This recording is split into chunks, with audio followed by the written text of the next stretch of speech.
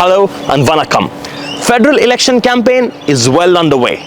Tamil Australian and 365 Media have partnered together to launch this program, Federal Election Series, in which we will discuss with candidates across the political spectrum to understand their policy priorities, amplify the voices of multicultural communities, and importantly, giving you insights to make an informed decision before the federal election on 3rd of May 2025. Today, we have our first guest, Dr. Michelle Ananda-Rajah, who is of Tamil heritage.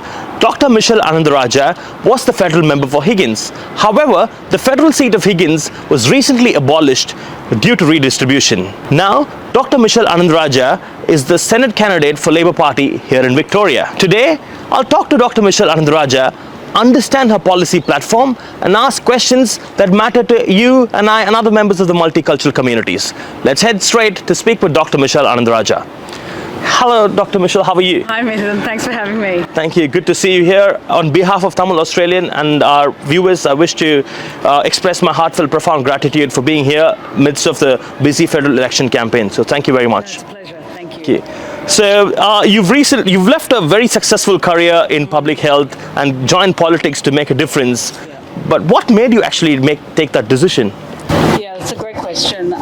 For me, the pandemic is still very real. It was, hard to believe it was 5 years ago, but it was really the pandemic that led to a political awakening inside me because at the time, as you know, I was a doctor, infectious diseases specialist, general medicine specialist working at the Alfred, and with my colleagues, nurses, junior doctors, senior doctors, we were on the front line. And we felt like we were not being looked after. Our concerns around work health and safety, protections for healthcare workers were inadequate, and I took this on as a cause. And I became quite activated, and I formed a health advocacy group called Healthcare Workers Australia. And then with that led to a lot of media work, activism, and I got to know politicians. And it became pretty evident, pretty quickly that a lot of the failures at the front line were due to decisions that were made or poor decision making upstream of me, mainly in Canberra. And so with that, I then started to question everything else. Climate change, issues around women, the previous government's very casual approach to integrity. And so when the Labour Party came knocking and asked me to consider entering politics, I was primed. I was primed to take that step, and so I had a crack at winning the unwinnable seat, which is of course Higgins. That's fantastic. I think we need more men and women from the broader sections of the society, especially in politics, to change and reform in the years to come. So thank you so much, Michelle. Again, on behalf of the community, thank you for coming and stepping in to make a difference. And I want to also talk about a little bit about the abolition of federal seat of Higgins. Yeah. Were you disappointed when you heard about it? Because it's a seat with rich political history, which was represented by former prime ministers, and also you took that seat of the Liberal Party after almost 73 years, and you won it for the Labour Party. It's you made a history by doing so. What were you disappointed when you heard that? I was absolutely heartbroken when the seat was abolished, because as you say, this is a seat that was a Liberal stronghold. It was held by the Liberal Party for close to 75 years, and I'm the first member from the Labour Party to take the seat away. So it was also a seat of four former prime ministers, and Australia's longest serving treasurer, who was of course Peter Costello. So it's a seat which is rich in history, and it's a seat that was regarded as the maker of leaders. And so to have a seat like this abolished has been gut-wrenching, not just for me, but for the community, because it's a seat with some gravitas. 100%. So I feel like even though the seat has been erased, the history of the seat should not be erased. And indeed, a lot of the ideas that I took with me to Parliament came from my own community. Yeah, as disappointing as it is, but I think life moves on, and we certainly have to now move into other areas how you could contribute to our local communities in many different ways. Let's jump into some policy questions. Now you're running for Senate. for the Labour Party here in Victoria. What is your main policy focus in this area? Yeah, so the Senate is the upper house, so we have the House of Representatives, just to give everyone context, which is the lower house, and it's this house that forms government, right? But the Senate is the upper house. It has half the number of seats, and really we are a minority in the upper house, and we will always be a minority. Labor will never have enough seats in the Senate. So it's the Senate is actually crucial for passing legislation. It's where a lot of negotiation goes on and a lot of wheeling and dealing.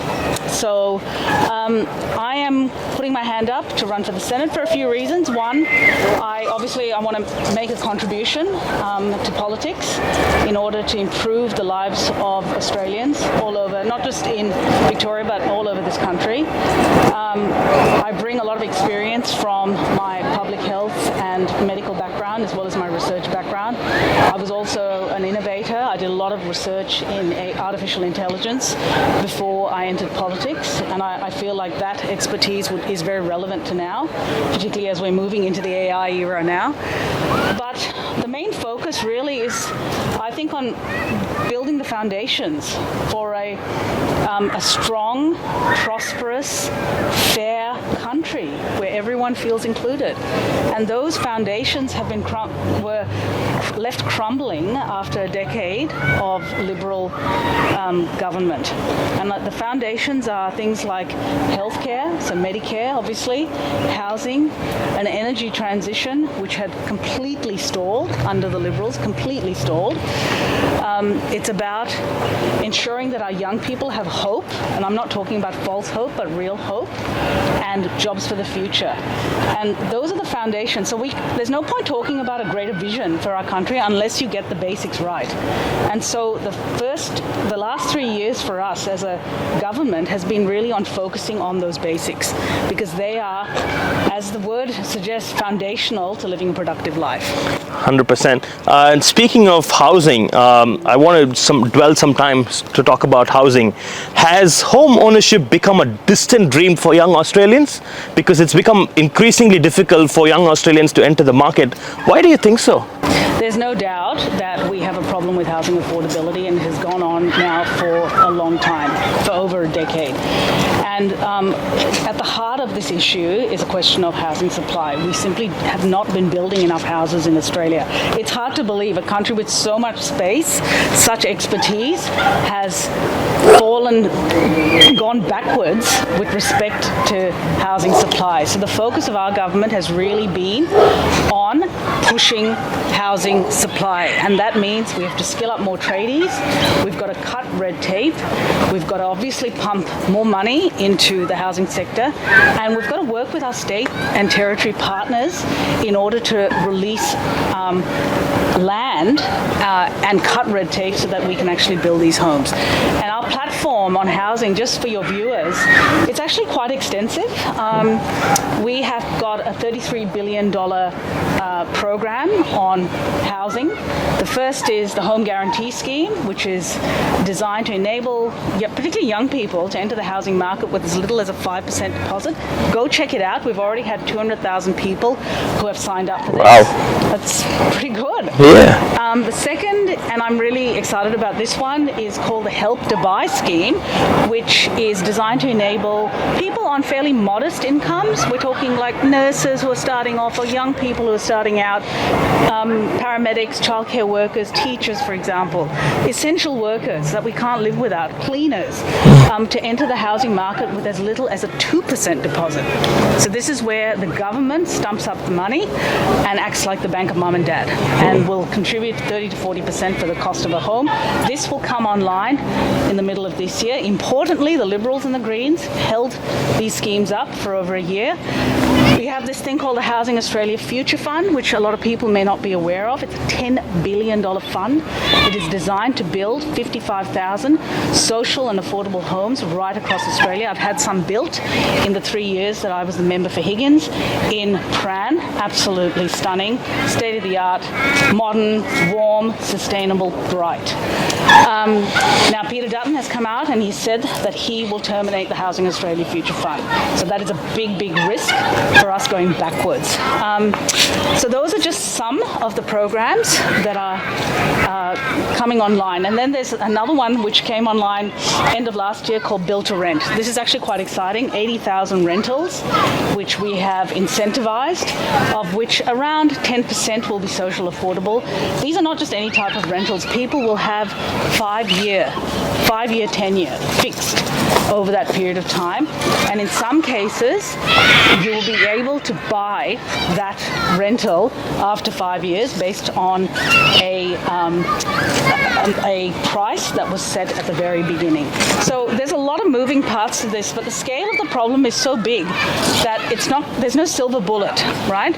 A problem that is this complex has to be attacked on multiple fronts, and that's what we're doing. But just want to pick you up on that, because the opposition has proposed a policy where they would allow superannuation fund where everyone in the community, for that matter, would be able to access superannuation funds to get into housing. Why is the Labour Party actually opposing that policy? That is the worst kind of policy, because it was already done in New Zealand, and what ended up happening was it had an inflationary effect on housing. So when everyone has an opportunity to pull, say, $50,000 out of their super, house prices go up by $50,000. And in fact, that is exactly what happened. Housing affordability worsened in New Zealand when this was trialled. And the worst thing is you're essentially robbing your younger self of income for your future, right? So this is a fast track to poverty in retirement, pulling money out of your super. And the reality is that most young people don't have $50,000 in their super anyway. So from my perspective, this is frankly lazy policy. They need to do better. Interesting, because we're also very close to Swinburne University, and it is appropriate for me to ask some questions that would affect students. I'm a proud graduate of Swinburne University myself, and when I speak to from graduates and also aspiring students who are coming to university, they feel that the university fees has become exorbitant, and it's actually putting people away from pursuing further to advance their career. And both parties have offered policies here and there, but nothing very specific as such for them to make a choice, for them to actually be motivated to study further and advance their career. What do you think the Labour Party is doing to make this change? Okay, so we came to government intent on reforming the higher education sector, and we started this work basically by... Let's move to another important question, which is to speak about tax cuts. I know the Labour government redesigned Stage 3 tax cuts and ensured that people across the broader section of the society have access to those tax cuts, to go with your slogan, which is to say, keep more of what you earn. But in the recent federal budget, the Treasurer Jim Chalmers made some modest change again, which would now cut taxes by around $5 a week. We are in the midst of the cost of living crisis which the world has never seen before. Why do you think the change was so modest, and we have to wait for another 15 months to probably have access to those tax cuts? Don't you think they should have done something right now? Well, actually, when you take a step back from it, the hallmark of all the measures that we have brought in has really been that, one, they are broad-based, right?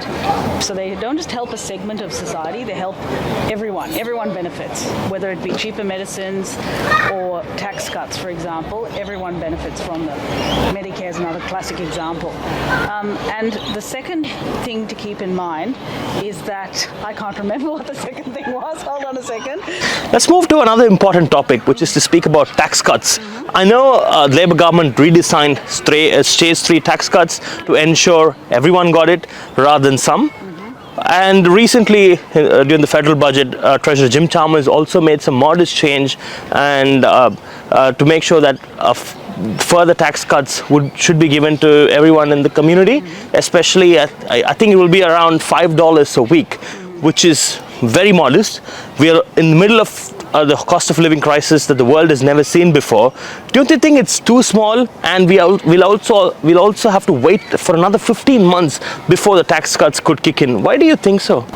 Well, firstly, just to zoom out a little bit, the hallmark hallmark of our cost of living support for Australians, whether it be tax cuts or Medicare or cheaper medicines, for example, has been really to provide broad-based measures, meaning measures that benefit as many people as possible, ideally everyone, and to make sure that they are enduring. In other words, they're not temporary.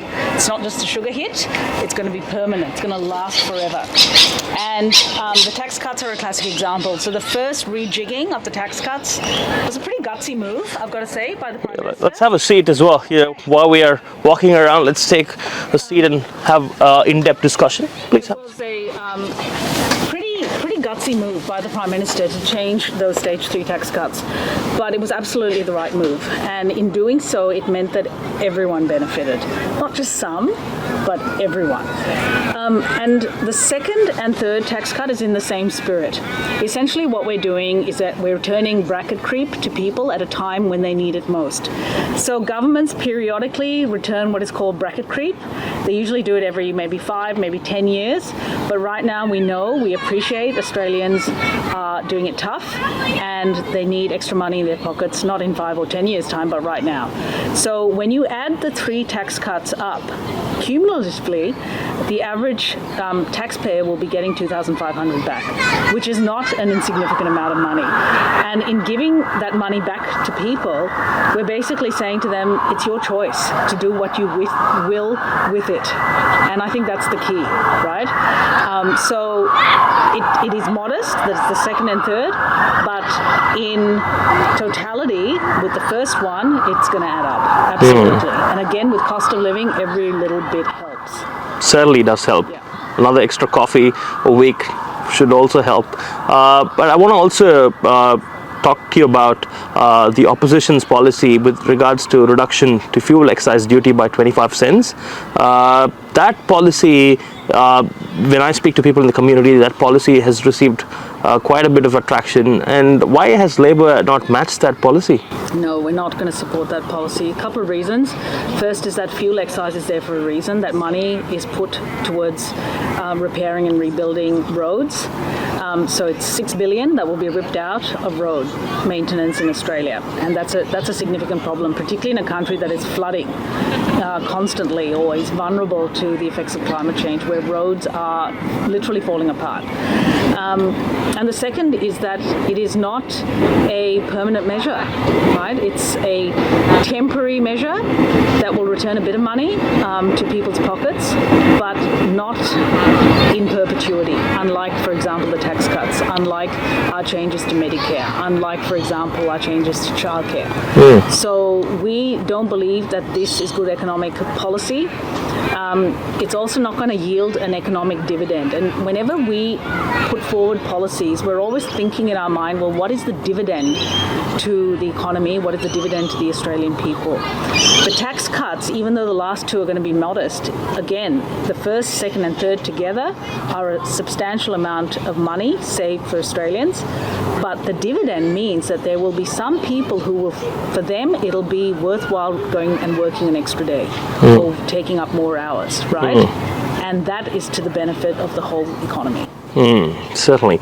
And talking about Medicare, it is notable that the bulk billing rates have actually gone down under Labor. Why do you think so? Because when we speak to people within the community, they feel that they have to, most practices have now become mixed billing and they have to pay out of pocket most of the times. Why do you think so? Why that has actually come down? Yeah, there's a bit of misinformation circulating. The Liberal Party are claiming that under them bulk billing rates were 88%. In fact, they are taking into account the COVID vaccinations, which were mandatory and were mandatorily bulk billed. So if you had a COVID jab, for example, or a COVID swab testing, it was bulk billed. That was the mandate.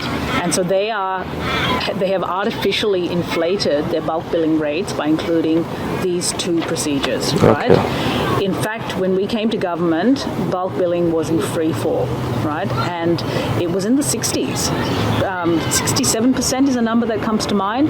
We've now lifted it to around 76, 77% by tripling what is called the bulk billing incentive, which is basically, we did that in late 2023, and it meant that more GPs took up bulk billing for children, for pensioners, for people on concession card holders. So bulk billing rates really went up for those groups of people.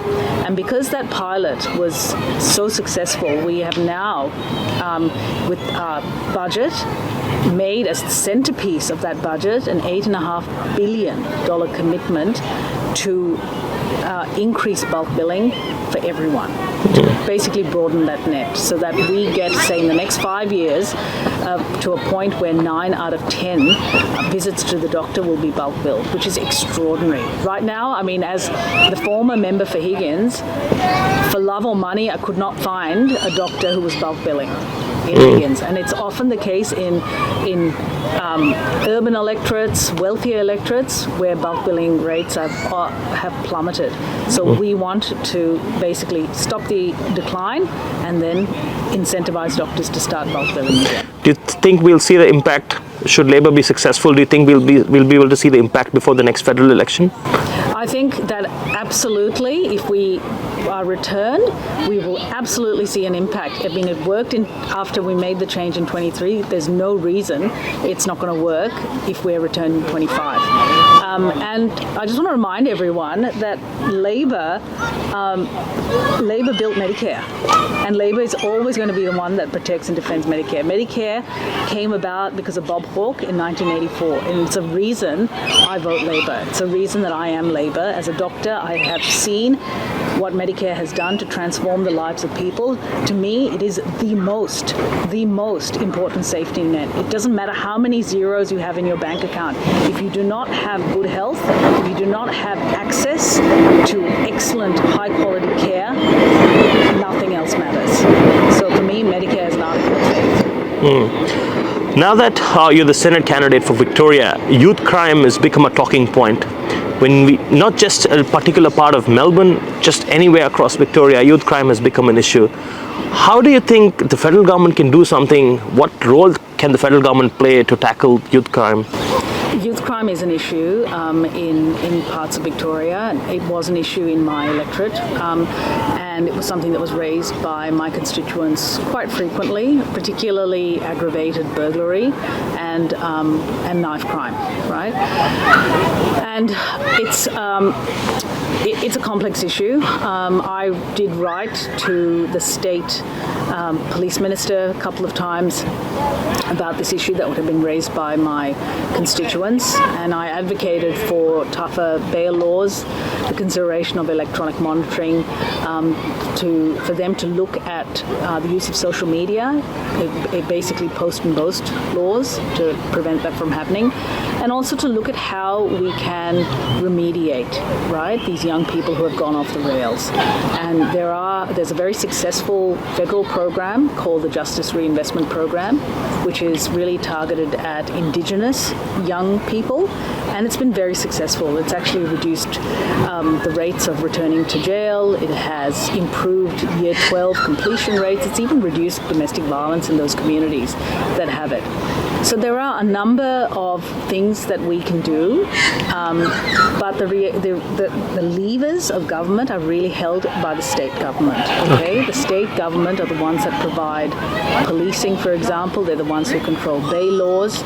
So we, as a federal government, are a little bit limited in what levers we can pull, but we can use our voice to advocate for stronger measures to keep the community safe, and that's what we'll continue to do. Great, fantastic. Before we finish, I want to ask you about energy. The energy costs have risen significantly over the last 3 years. I know the Labor government has given some subsidies to artificially reduce electricity prices, but we all know it's not sustainable over the long term. So what do you think the Labor government is doing in order to tackle energy costs, as well as a broader topic regarding climate change, for that matter? So I think, just broadly speaking, we are in the teeth of a climate crisis, and the climate crisis it's not something that's going to happen in 10, 20 years' time. It's happening now, right? And really what is at stake is the livability of our planet and our standard of living, right? We're seeing almost almost on a monthly basis some sort of natural disaster affecting some community in Australia, mostly Queensland, but not universally so. So it's real, and it's feeding into cost of living by driving up, for example, insurance costs, right, on house and property. So climate change is here. It's already having an adverse impact on our lives. Australians know that the cheapest form of energy is renewable energy. In fact, we have the highest uptake of rooftop solar anywhere in the world. And we've hit a new record. 4 million Australian households have taken up rooftop solar. And that has happened because a Labor government in previous years set a target for Australians to reach it, and they are taking it up at a rapid clip. So that, in addition to all the other measures, means that when we came to government, we only had about 33% renewable energy, right, in our electricity grid. We now have 46% renewable energy, and that's in 3 years. 3 years, it's remarkable.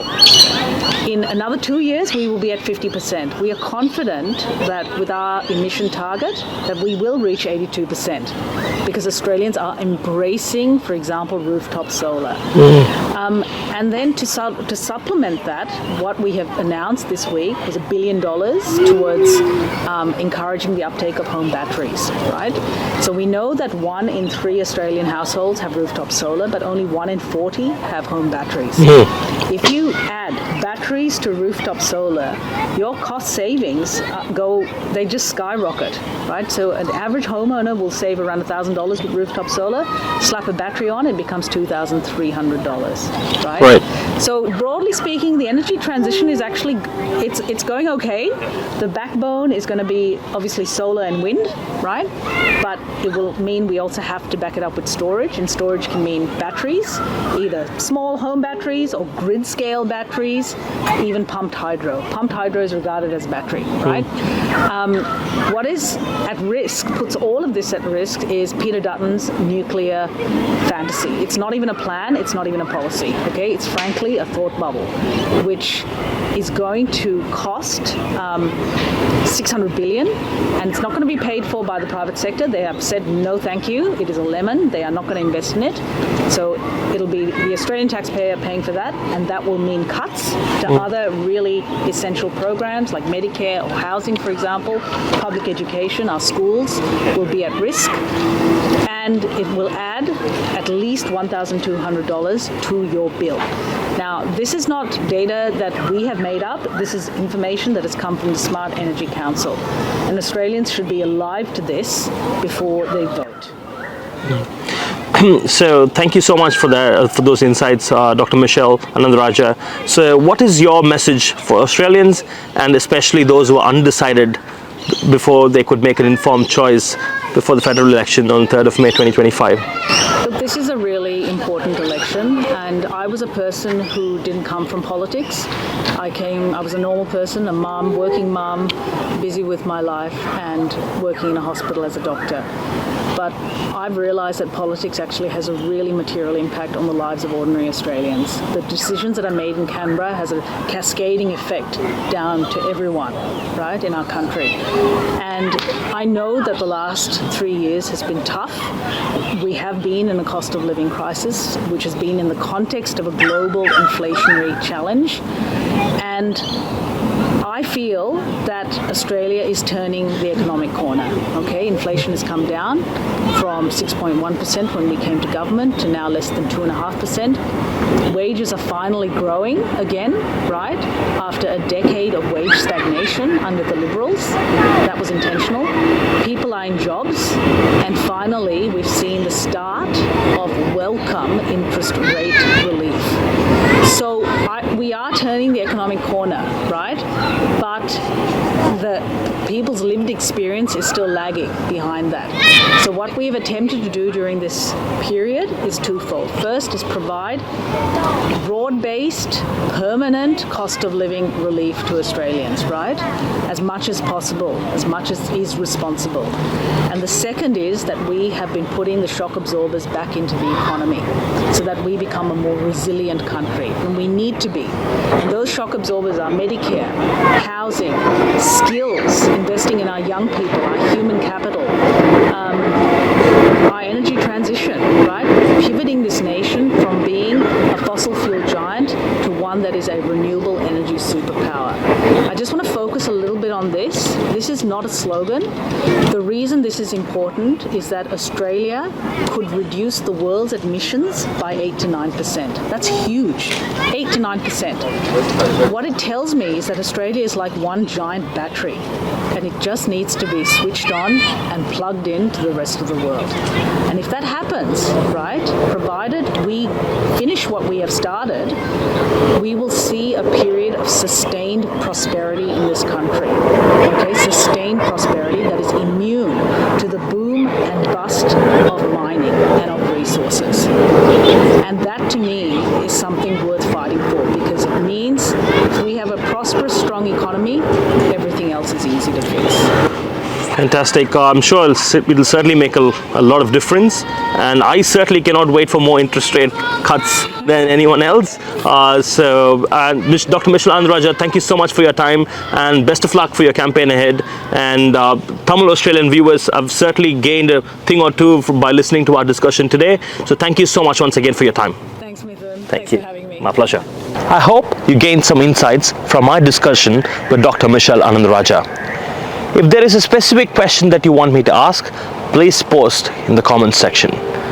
Can't wait for the next episode. Take care. Until then, your host, Mithun Rajan.